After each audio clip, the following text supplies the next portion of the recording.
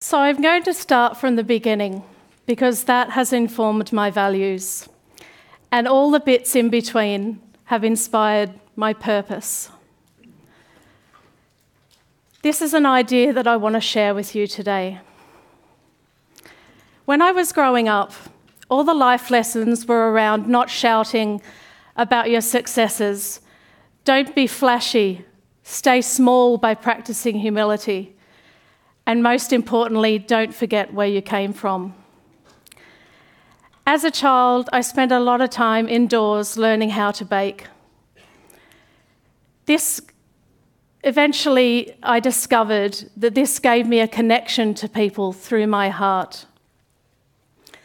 My love for baking began with the humble scone and took me across the other side of the world to London, into the gritty Michelin-star restaurants, where I learned how to make the best tart citron and the best fine apple tart, amongst other things. I began to notice a focus to my baking that engaged my senses and intuition, but there was something missing in that experience for me. I felt there was a disconnect between me and the people that I was baking for. Not long after I came back to Australia, I made a departure from big restaurants, and I went to work in a small bakery. This was a huge turning point for me, because finally I could see and talk to the customer, and I started to get a sense of what was possible for my own place. Eventually, I found this tiny bakery on the outskirts of inner city Sydney. It was a little rough around the edges and off the beaten track, but it subscribed to those fundamental lessons in my childhood, and I knew I could achieve everything I wanted to here.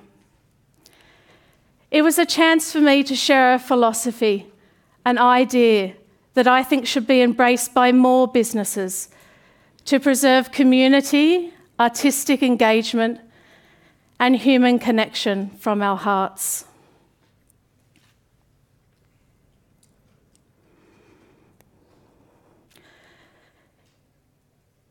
In my bakery, there are 12 seats, which are always full, and a queue that runs out the door for most of the day. It's cosy, warm, intimate, and friendly, and the counter is overflowing with voluptuous lemon dream cakes, towering platters of date scones, and a fine apple tart that reminds me of the London lessons in my life. I was standing behind the counter last Saturday, and I took a moment to look up. On one table, there was an elderly couple canoodling over a meringue. They still had that sparkle of love in their eyes, as they did in their youth. On that day, they'd stolen away a moment to sit in one another's orbit and ponder the sweetness of life. At the table next to them, there was a woman curled up, deep in conversation with a morning bun. And I could see that there was nothing that would have roused her from the embrace of that cinnamon hug. There was a gentleman in the queue wearing a dark navy suit, standing next to his beautiful wife, who was wearing the most exquisite fascinator.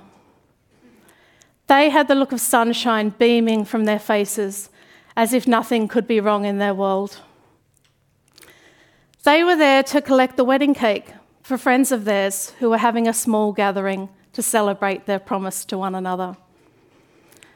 So I went back to the kitchen to collect the wedding cake, and I helped the couple carry it to their car. I embraced the woman with a celebratory hug and waved them off. I practically skipped back along the pavement to the bakery, where Coconut the office dog is patiently waiting for crumbs as usual. That was a cake for joy. Then there are the cakes, like the cakes I delivered to Rena one day. Rena had won an angel competition in our newsletter. It was an opportunity for our customers to nominate somebody who they thought deserved to be crowned an angel, and in return, we would send them a cake. Rena was nominated by her daughter Diane. When Diane's twins were just 4.5 months old, she received the devastating news that she had acute myeloid leukemia. Rena left her home and family interstate to come and help Diane and her husband Josh look after the babies and the household during this traumatic time. Rena put her life on hold to help her daughter so that she could focus on getting better.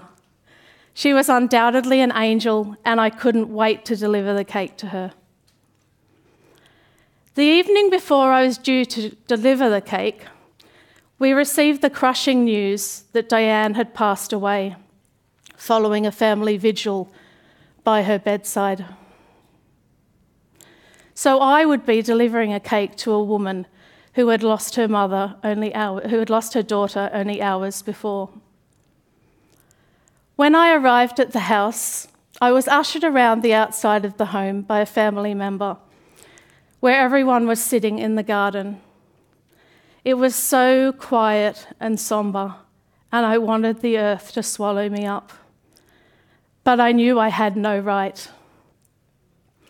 So I went to Rena and I put the cake in her lap. Her arms hung heavy by her side, and it was as though somebody had switched off a light behind her eyes. With this cake, I wanted to take her grief and wrap it around my shoulders like a coat and walk away. But I knew no cake, or even the love that I gave it with, could be so powerful. That was a cake for sorrow.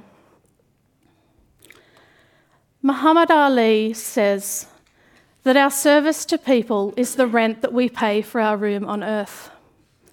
And whilst I will never be a doctor or a brain surgeon, I know my place in the universe, and I know my service to people. And I think it's fair to say that the healing power of cake should never be underestimated. There is a community value to being small that I am aware of when people cross the threshold of my bakery.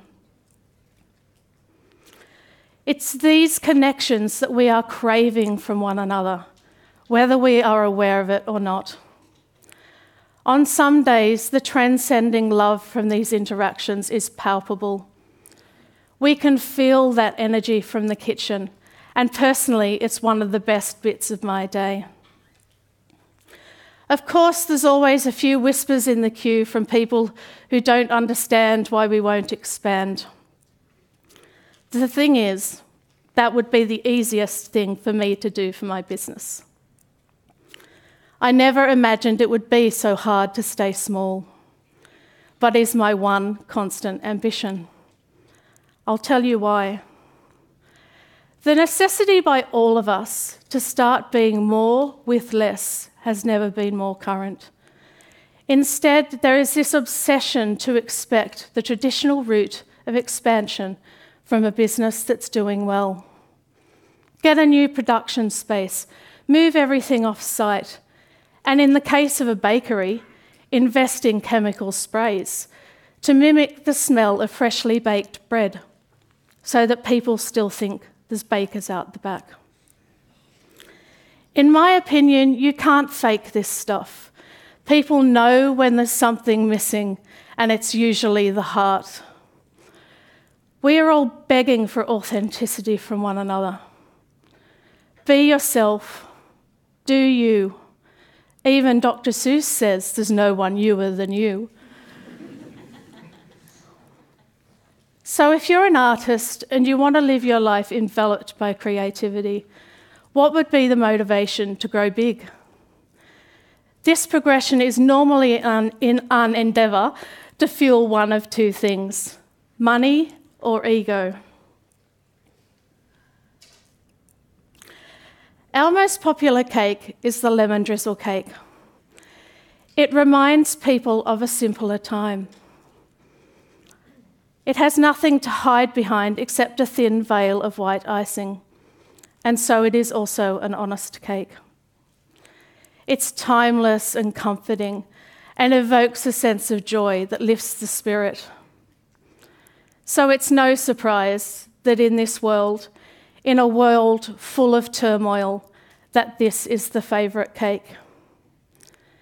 So let's imagine we were to start making more lemon drizzle cake if we expanded.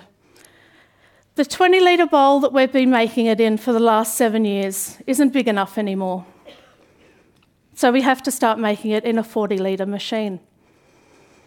The problem is that the paddle over-whips the butter, and when the cake goes into the oven, it soufflés around the edges, and it's not the same cake anymore. But we have to keep making this cake because we've just spent all this money on the expansion, and we need to pay back the bank.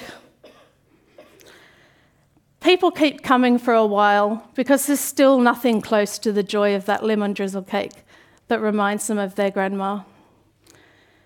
Maybe they tell a few people along the way. It doesn't matter, because now we're churning out this cake in mass volumes. It offsets a few customers that we lose along the way. But then the problem is the baker has lost connection with her craft. Whereas before she could feel the lemon zest as she folded it through the batter, now the machine does that for her. She's also disillusioned because she can no longer feel the energy of her teammate beside her making the apple tarts. So what is all that excess space doing there, besides separating us from our desire to connect? It's this desire to connect which is the emotional value of why I want to stay small. It's this connection through our hearts and minds which is the secret of our success. There are so many challenges that my team has to navigate on a daily basis to remain small. But it's these winding pathways that take us along the road less travelled, albeit the hardest route, to explore a richer experience. It's these interactions that give us that insight into our differences. And when you really get to know one another, you realise we are all just the same. You can't replicate that in big business. And so remaining small has become my purpose to maintain being in touch. This is something that is so often sacrificed for growth or money. So what if we didn't have money? What would we do differently? What if the reason for business was to fulfil purpose, and the success of your business was measured on how well you carried out your purpose? This is my purpose. These are the commodities that I reap from my business, shown here on my generosity cake. The reason that doing business like this might be perceived as a little bit idealist and spiritual is because we're so conditioned to understand the fluent language of the business world, being money. But we need to talk about these things too. As the owner of a very successful business, I can tell you that there are direct indicators that derive from all of the pieces of my generosity cake that contribute to my success, and none of them are money. You will not find any of them on a P&L. So wouldn't it be amazing if the commodities of going to work every day were community, creative engagement, and human connection from the heart? I can tell you that there is no amount of money that will make you richer. Thank you.